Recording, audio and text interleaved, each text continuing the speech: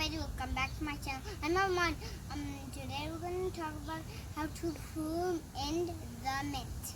Do you know what pruning is? Pruning means cutting. Just like this.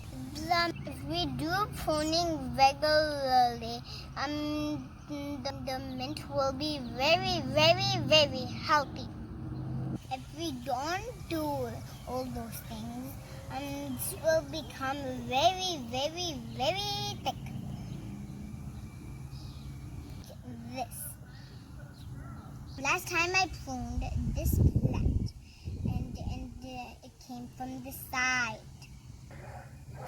10 branches come from the side. Boy branches come from the side, and they're yummy to taste. Look, and if you cut this side, the energy will go to up, not to the side. Otherwise, it grows like a weed all over. I hope this information is very useful. Enjoy the mint.